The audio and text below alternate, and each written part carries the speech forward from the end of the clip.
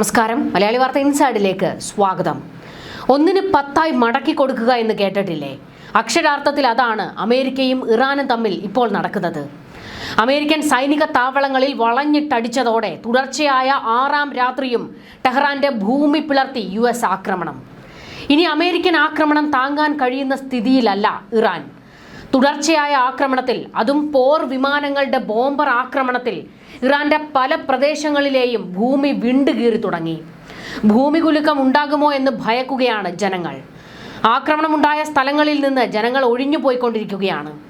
ജനവാസ മേഖലകളും തകർന്ന് തരിപ്പണമായി വാസയോഗ്യമല്ലാതായി മാറിയിരിക്കുന്നു. അമേരിക്ക ആക്രമണം കടുപ്പിച്ചതോടെ തയ്യാറെടുത്ത് നിൽക്കുകയാണ് ഇസ്രയേൽ. ഞങ്ങൾ ഇറങ്ങട്ടെ എന്ന ചോദ്യവുമായി ഇസ്രയേൽ പ്രതിരോധ മന്ത്രി കാറ്റ്സ് രംഗത്ത്.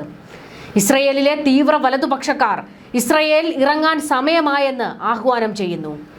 ഇറാൻ ദുർബലമായി നിൽക്കുന്നു, ഇനിയും വൈകരുത്, അവരെ അടിച്ചു തീർക്കൂ എന്നാണ് ഇറ്റാമിർ ബെൻഗോറിനെ പോലെയുള്ള നേതാക്കൾ പ്രഖ്യാപിച്ചിരിക്കുന്നത്. ഇസ്രയേലും കൂടി ഈ യുദ്ധത്തിലേക്ക് പൂർണ്ണ സജ്ജമായി ഇറങ്ങിക്കഴിഞ്ഞാൽ ഇറാന്റെ കാര്യത്തിൽ ഏതാണ്ട് തീരുമാനമായി എന്നുള്ളത് ഉറപ്പാണ്. ഇറാൻ ഇപ്പോഴും പിടിച്ചു നിൽക്കുന്നത് ഹോർമുസിൽ പിടിമുറുക്കിക്കൊണ്ടാണ്. ഹോർമുസ് അവരുടെ തുറുപ്പ് ചീട്ട് തന്നെയാണ്.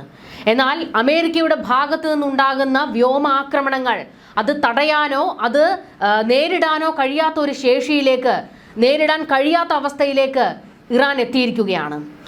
ഇറാൻ ഭരണകൂടം സമാധാന ചർച്ചകൾ വേണം എന്നുള്ള ആഹ്വാനം മുഴക്കുമ്പോൾ IRGC എന്ന ഇറാന്റെ സേന അതിന് തയ്യാറാകാതെ യുദ്ധം തന്നെ എന്ന് പറഞ്ഞു നിൽക്കുകയാണ്. രാത്രിക്ക് രാത്രി ഇറാനിൽ ആക്രമണം കടുപ്പിക്കുകയാണ് അമേരിക്ക. തിരിച്ചടിക്കാൻ ഇറാൻ അവസരം പോലും കൊടുക്കാതെ തലങ്ങും വിലങ്ങും കയറി അടിക്കുന്നു. ഇറാൻ തിരിച്ച് ഗൾഫ് രാജ്യങ്ങളിലേക്ക് ആക്രമണം കടുപ്പിക്കുന്നു.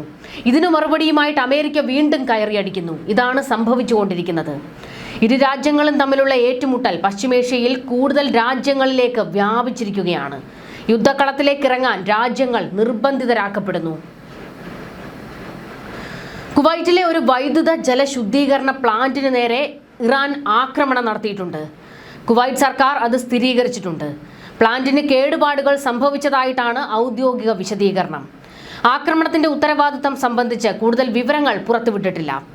അമേരിക്കയുടെ സെൻട്രൽ കമാൻഡ് പുറത്തുവിട്ട വിവരമനുസരിച്ച് ഇറാന്റെ സൈനിക ശേഷി ദുർബലപ്പെടുത്തുക എന്ന ലക്ഷ്യത്തോടെയാണ് തുടർച്ചയായ 6ാം രാത്രിയും വ്യോമാക്രമണം നടത്തിയത്. തീരദേശ നിരീക്ഷണ സംവിധാനങ്ങൾ, വ്യോമ പ്രതിരോധ കേന്ദ്രങ്ങൾ, സൈനിക ലോജിസ്റ്റിക് സംവിധാനങ്ങൾ, നാവിക സൗകര്യങ്ങൾ എന്നിവ ഉൾപ്പെടെ നിരവധി കേന്ദ്രങ്ങൾ ലക്ഷ്യമാക്കിയെന്നാണ് അമേരിക്കയുടെ വിശദീകരണം. അതായത് ഇറാന്റെ തന്ത്രപ്രധാന മേഖലകളിലേക്കാണ് അമേരിക്ക ഇപ്പോൾ കയറി അടിച്ചുകൊണ്ടിരിക്കുന്നത്.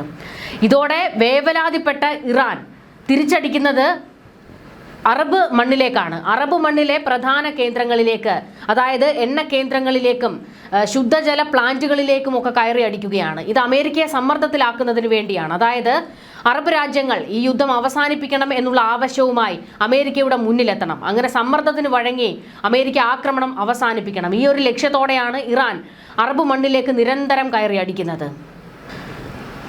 സൈനിക കേന്ദ്രങ്ങൾക്കൊപ്പം സാധാരണ ജനങ്ങൾ ഉപയോഗിക്കുന്ന അടിസ്ഥാന സൗകര്യങ്ങൾക്ക് നേരെയാണ് ഇറാൻ ആക്രമണം നടത്തിക്കൊണ്ടിരിക്കുന്നത് എന്ന് അറബ് രാജ്യങ്ങൾ ആരോപിച്ചു. ബന്ദർ അബ്ബാസ്, ബുഷഹർ, ക്യുഷം ദ്വീപ്, ഹോർമുസ് ഖാൻ പ്രവിശ്യ എന്നിവിടങ്ങളിൽ മിസൈൽ ആക്രമണം നടന്നതായി ഇറാന്റെ ഔദ്യോഗിക മാധ്യമങ്ങൾ റിപ്പോർട്ട് ചെയ്തിട്ടുണ്ട്. ബുഷഹറിലെ ആണവ നിലയത്തിന് സമീപവും സ്ഫോടനങ്ങൾ ഉണ്ടായതായിട്ടാണ് റിപ്പോർട്ടുകൾ. ഇവിടെ ബന്ദർ അബ്ബാസ് പൂർണ്ണമായും തകർന്ന് തരിപ്പണമായിരിക്കുന്ന ഒരു സാഹചര്യത്തിലേക്ക് എത്തിയിരിക്കുകയാണ്. കാരണം അവിടെ തീയിട്ടുകൊണ്ടുള്ള ആക്രമണമാണ് അമേരിക്ക നടത്തിയത്. ഹോർമുസ് ഖാൻ പ്രവിശ്യയിലെ 2 പ്രധാന പാലങ്ങൾ അമേരിക്കൻ ആക്രമണത്തിൽ പൂർണ്ണമായും തകർന്നതായി പ്രാദേശിക അധികൃതർ വ്യക്തമാക്കി. ബന്ദർ അബ്ബാസിന് സമീപത്തെ ഒരു പാലം തകർന്നതായി അന്താരാഷ്ട്ര മാധ്യമങ്ങളും റിപ്പോർട്ട് ചെയ്തിട്ടുണ്ട്. ഏറ്റവും പുതിയ ആക്രമണങ്ങളിൽ ഹോർമുസ് ഖാനിൽ കുറഞ്ഞത് 7 പേർ കൊല്ലപ്പെട്ടതായും നിരവധി പേർക്ക് പരിക്കേറ്റതായും ഇറാൻ അറിയിച്ചിട്ടുണ്ട്. എന്നാൽ ഔദ്യോഗികമായിട്ട് ഇറാൻ അറിയിച്ച കണക്കാണ് ഇത്. എന്നാൽ ഇറാനിലെ ചില മാധ്യമങ്ങൾ വ്യക്തമാക്കുന്നത് ഒരുപാട് പേർ അവിടെ കൊല്ലപ്പെടുകയും പരിക്കേൽക്കുകയും ചെയ്തിട്ടുണ്ട് എന്നാണ്. ഇറാനെതിരായ അമേരിക്കൻ സൈനിക നടപടികൾക്ക് പ്രതികാരമായി മേഖലയിൽ വിവിധ കേന്ദ്രങ്ങൾ ലക്ഷ്യമിട്ട് ആക്രമണം നടത്തിയതായും IRGC അവകാശപ്പെട്ടിട്ടുണ്ട്. ഒമാനിലെ അമേരിക്കൻ സമുദ്ര നിരീക്ഷണ റഡാർ കേന്ദ്രങ്ങൾ, കുവൈറ്റ്, ബഹ്റൈൻ എന്നിവിടങ്ങളിലെ ലക്ഷ്യങ്ങൾ, ജോർദാൻ അതിർത്തിക്ക് സമീപമുള്ള സിറിയയിലെ അൽതൻഫ് അമേരിക്കൻ പ്രത്യേക സൈനിക കേന്ദ്രം എന്നിവ ആക്രമിച്ചതായിട്ടാണ് ഇറാൻ അവകാശപ്പെടുന്നത്. എന്നാൽ ഈ അവകാശവാദങ്ങൾ അമേരിക്കയോ ബന്ധപ്പെട്ട രാജ്യങ്ങളോ സ്ഥിരീകരിച്ചിട്ടില്ല. അമേരിക്കയ്ക്ക് നേരെ കൊലവെറിയുമായിട്ടാണ് ഇറാൻ നിൽക്കുന്നത്. ഹോർമുസ് കടലിടുക്ക് ബലപ്രയോഗത്തിലൂടെ വീണ്ടും തുറക്കാൻ ആഗ്രഹിക്കുന്നുവെങ്കിൽ ആ സ്വപ്നം അദ്ദേഹത്തോടൊപ്പം കുഴിച്ചു മൂടപ്പെടും എന്നാണ് അമേരിക്കൻ പ്രസിഡന്റ് ഡൊണാൾഡ് ട്രംപിന് മുന്നറിയിപ്പ് നൽകി ഇറാനിലെ മതനഗരമായ കോമിലെ ഇമാം മുഹമ്മദ് സഈദി രംഗത്ത് വന്നിരിക്കുന്നത്. അമേരിക്ക ആക്രമണം അവസാനിപ്പിച്ചാൽ മാത്രമേ ഹോർമുസ് കടലിടുക്ക് തുറക്കൂ എന്നാണ് സഈദി പറഞ്ഞിരിക്കുന്നത്. പോരാട്ടം ശക്തമാക്കാനും മിഡിൽ ഈസ്റ്റിലെ യുഎസുമായി ബന്ധപ്പെട്ട എണ്ണപ്പാടങ്ങളും ഊർജ്ജ അടിസ്ഥാന സൗകര്യങ്ങളും ലക്ഷ്യമിടാനും അദ്ദേഹം ഇറാൻ സേനയോട് ആവശ്യപ്പെട്ടു. അതേസമയം അമേരിക്കയുടെ വിദേശ നയത്തെയും ആഭ്യന്തര രാഷ്ട്രീയത്തെയും സ്വാധീനിക്കാൻ ഇസ്രയേൽ ശ്രമിക്കുന്നുവെന്ന് ഇറാൻ വിദേശകാര്യമന്ത്രി അബ്ബാസ് അരാഗ്ചി ആരോപിച്ചു. അമേരിക്കയിലെ തങ്ങളുടെ വിമർശകരുടെ ശബ്ദങ്ങളെ അടിച്ചമർത്താൻ ഇസ്രയേൽ അമേരിക്കൻ നികുതിദായകരുടെ പണം ഉപയോഗിക്കുകയാണെന്നും അരാഗ്ചി പറഞ്ഞു. ഇപ്പോൾ പ്രധാനമായും ഹോർമുസിനെ ചുറ്റിപ്പറ്റിയാണ് വലിയ വാക്പോര് നടന്നുകൊണ്ടിരിക്കുന്നത്. ഹോർമുസ് തങ്ങൾ തുറക്കില്ല എന്ന് ഇറാൻ വാദിക്കുകയും എന്നാൽ അവിടെ ഞങ്ങൾ പിടിച്ചടക്കുമെന്നും അവിടെ അമേരിക്കയുടെ സൈനിക കേന്ദ്രമാക്കും എന്ന് അമേരിക്ക വെല്ലുവിളിച്ച് നിൽക്കുന്നത് ഇറാനെയും ചൊടിപ്പിക്കുന്നു.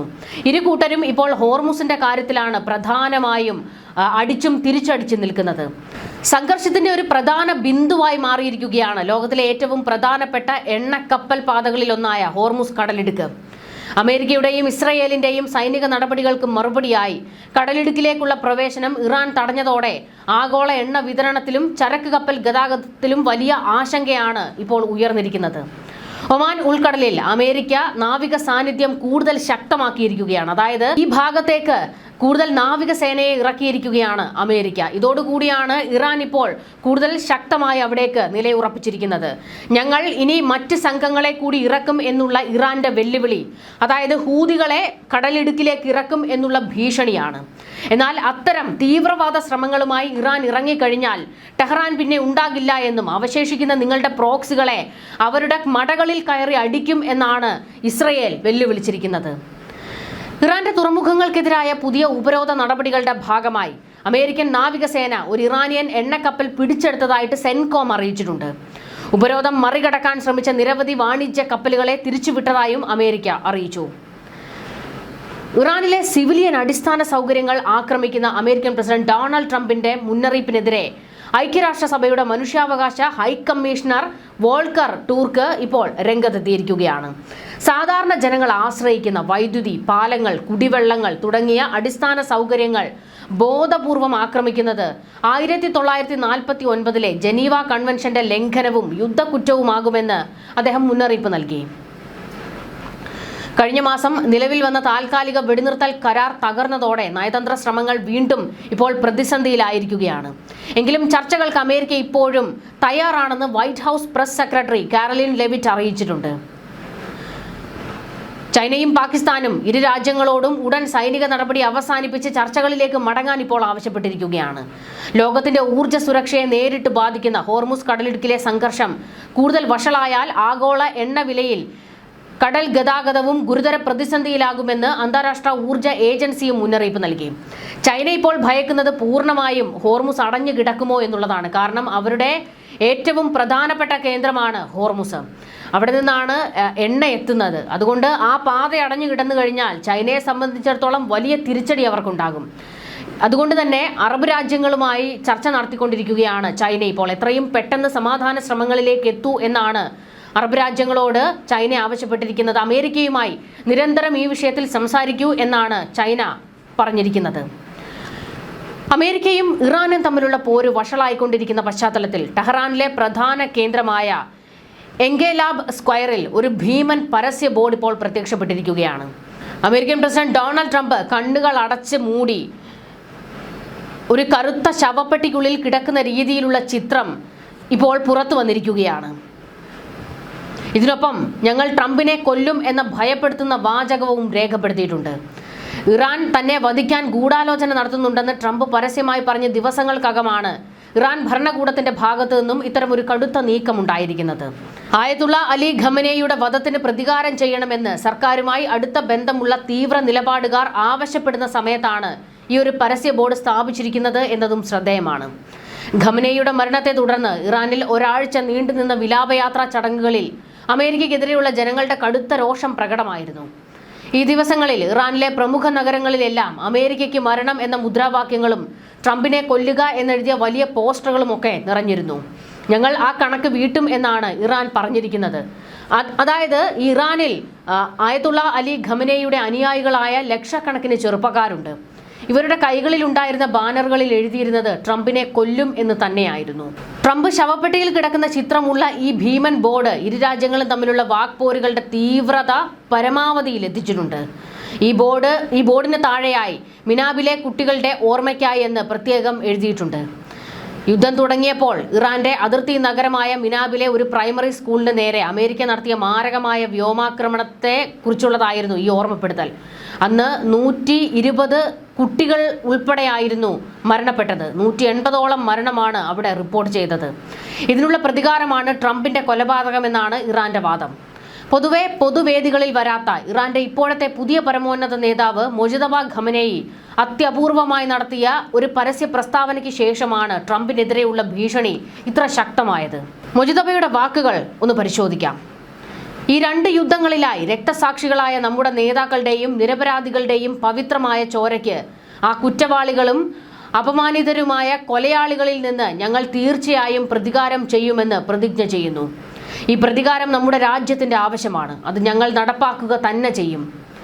അലി ഖമനേയിയുടെ സംസ്കാര ചടങ്ങുകളിൽ ജനങ്ങളിൽ നിന്ന് ലഭിച്ച വലിയ പിന്തുണയിൽ ആവേശം പൂണ്ട ഇറാന്റെ തീവ്ര നിലപാടുകാർ അമേരിക്കയുമായി സമാധാന ചർച്ചകൾ നടത്തുന്നതിനെ പൂർണ്ണമായും എതിർക്കുകയാണ്. മുജിതബയും ആവശ്യപ്പെടുന്നത് സമാധാനമല്ല, യുദ്ധമാണ് വേണ്ടത് എന്ന് തന്നെയാണ്. ഡൊണാൾഡ് ട്രംപിനെ വധിക്കാൻ ഇറാൻ പുതിയ പദ്ധതികൾ തയ്യാറാക്കുന്നുണ്ട് എന്ന അതീവ രഹസ്യ വിവരങ്ങൾ ഇസ്രയേൽ കഴിഞ്ഞ ദിവസം അമേരിക്കയ്ക്ക് കൈമാറിയിരുന്നു. ഇതിന് പിന്നാലെയാണ് ഇറാൻ ഈ വിവാദ പരസ്യ ബോർഡ് സ്ഥാപിച്ചതും. ഇസ്രയേലിന്റെ ഈ മുന്നറിയിപ്പ് ട്രംപിന്റെ അഹംഭാവത്തെ വ്രണപ്പെടുത്തിയെന്നും അതാണ് ഇറാന്റെ തലസ്ഥാനമായ ടെഹ്റാനെ വീണ്ടും ആക്രമിക്കാൻ ട്രംപിനെ പ്രകോപിപ്പിച്ചതെന്നും അന്താരാഷ്ട്ര നിരീക്ഷകർ വിലയിരുത്തുന്നു. തുർക്കിയിൽ നടന്ന നാറ്റോ ഉച്ചകോടിയിൽ സംസാരിക്കവേ തന്നെ ഒഴിവാക്കാൻ ഇറാൻ പദ്ധതിയിടുന്നതിനെക്കുറിച്ച് തനിക്ക് വ്യക്തമായ വിവരമുണ്ടെന്ന് ട്രംപ് തുറന്നു പറഞ്ഞിരുന്നു. ഞാൻ അവരുടെ എല്ലാ ഹിറ്റ് ലിസ്റ്റുകളിലും ഒന്നാമതുണ്ട്. ഇതുവരെ എനിക്ക് കുറച്ച് ഭാഗ്യമുണ്ടായിരുന്നു, പക്ഷേ ആ ഭാഗ്യം എപ്പോഴും തുണയ്ക്കണമെന്നില്ല. അവർ ദ്രോഹികളും കടുത്ത മാനസിക രോഗികളുമാണ്. ആ അർബുദത്തെ നമ്മൾ വേരോടെ പിഴുതെറിയണം. അമേരിക്കൻ സുരക്ഷാ ഏജൻസികളും CNN മാധ്യമവും പുറത്തുവിട്ട റിപ്പോർട്ടുകൾ പ്രകാരം കഴിഞ്ഞ കുറച്ചാഴ്ചകളായി ട്രംപിനെ വധിക്കാനുള്ള ഇറാന്റെ നീക്കങ്ങളെക്കുറിച്ച് അമേരിക്കൻ രഹസ്യാന്വേഷണ വിഭാഗത്തിന് കൃത്യമായ വിവരങ്ങൾ ലഭിച്ചിരുന്നു. സുരക്ഷാ ഭീഷണികൾ നിലനിൽക്കുന്നതിനാൽ ട്രംപിന്റെ സുരക്ഷ ഇപ്പോൾ വൻതോതിൽ വർദ്ധിപ്പിച്ചിരിക്കുകയാണ്. ഈ ഒരു ഘട്ടത്തിലായിരുന്നു ട്രംപ് ഇത്തരത്തിലുള്ള ഒരു പ്രതികരണവും നടത്തിയത്. ഹോർമുസിനെ ചുറ്റിപ്പറ്റിയുള്ള പോരാട്ടം അതൊരു കടുത്ത യുദ്ധത്തിലേക്കും ഘോര യുദ്ധത്തിലേക്കും കടന്നേക്കും എന്നുള്ളതാണ് പുറത്തുവരുന്ന വിവരങ്ങൾ. ഹോർമുസ് കടലിടുക്കിൽ ആധിപത്യം ഉറപ്പിക്കുന്നതിനായി തുടർച്ചയായ 6ാം രാത്രിയിലും ഇറാന്റെ വിവിധ കേന്ദ്രങ്ങളിൽ US ശക്തമായ വ്യോമാക്രമണം നടത്തിയതിലൂടെ ഒരു കാര്യം വ്യക്തമാണ്. ഇറാന്റെ കാര്യത്തിൽ എന്തോ ഒന്ന് അമേരിക്ക തീരുമാനിച്ചുറപ്പിച്ചു വെച്ചിട്ടുണ്ട്. ട്രംപ് പറയുന്നുണ്ട്, ഞങ്ങൾ ഇതിന് കണക്ക് വീട്ടിയിട്ടേ തിരിച്ച് മടങ്ങൂ എന്നുള്ള ട്രംപിന്റെ വാക്കിൽ തന്നെയുണ്ട്. ഒന്നുകിൽ പൂർണ്ണമായും ഇറാനെ അടിച്ചില്ലാതാക്കുക, ആ ഒരു നീക്കത്തിലേക്കാണ് അമേരിക്ക കടക്കുന്നത്. അല്ലെങ്കിൽ ഇറാനെ അമേരിക്കയുടെ കാൽ ചുവട്ടിൽ കെട്ടിയിടുന്ന ഒരു നടപടിയിലേക്ക് കൊണ്ടെത്തിക്കുക. അതായത് ഒരു കരാറിൽ ഒപ്പുവെപ്പിച്ച് ഇറാനെ അടിച്ച് താഴെയിടുക എന്നുള്ള ഒരു ശ്രമമായിരിക്കാം അമേരിക്കയുടെ ഭാഗത്തു നിന്നുണ്ടാകുന്നത്. പക്ഷേ അതത്ര എളുപ്പമല്ല. ഇറാൻ ഇപ്പോഴും ശക്തമായി തിരിച്ചടിക്കുന്നുണ്ട്. അതിമാരകമായ ആക്രമണങ്ങൾ ഇറാൻ നേരിടുന്നുണ്ട് എങ്കിലും ശക്തമായി ഇറാൻ അറബ് രാജ്യങ്ങളിലേക്ക് തിരിച്ചടിച്ചുകൊണ്ടിരിക്കുകയാണ്. അത്ര പെട്ടെന്ന് ഞങ്ങൾ വീഴില്ല എന്നുള്ള ഒരു താക്കീതാണ് ഇറാൻ അമേരിക്കയ്ക്ക് കൊടുക്കുന്നത്. ഇറാന്റെ സിവിലിയൻ അടിസ്ഥാന സൗകര്യങ്ങൾക്ക് നേരെയും അമേരിക്ക ആക്രമണം കടുപ്പിച്ചതോടെ വ്യക്തമാകുന്നത് ഇത് തന്നെയാണ്. ഞങ്ങൾ ഇനി ഇറാനെ വിടാൻ ഒരുക്കമല്ല എന്നുള്ള ആ ഒരു മുന്നറിയിപ്പ്. എന്തായാലും ഇറാനിലെ അടിസ്ഥാന സൗകര്യങ്ങൾക്ക് നേരെ, അതായത് ജനവാസ കേന്ദ്രങ്ങൾക്ക് നേരെയും ജനങ്ങൾ ഉപയോഗിക്കുന്ന കേന്ദ്രങ്ങൾക്ക് നേരെയും ഒക്കെ അമേരിക്ക ആക്രമണം തുടങ്ങിയതോടെ ഇപ്പോൾ ലോകരാജ്യങ്ങളും UN പോലെയുള്ള സംഘടനകളൊക്കെ അമേരിക്കയ്ക്കെതിരെ തിരിഞ്ഞിരിക്കുകയാണ്. അമേരിക്ക ഇത് അവസാനിപ്പിക്കണം എന്നാണ് ലോകരാജ്യങ്ങൾ ആവശ്യപ്പെട്ടുകൊണ്ടിരിക്കുന്നത്. എന്നാൽ ഇനി ഇറാൻ വെറുതെ ഇരിക്കാൻ തയ്യാറാകില്ല എന്ന് ഞങ്ങൾക്കറിയാമെന്നും ശക്തമായ മറുപടി കൊടുത്തിട്ടേ ഞങ്ങൾ ഇത് അവസാനിപ്പിക്കൂ എന്ന് അമേരിക്കയും പറയുന്നു.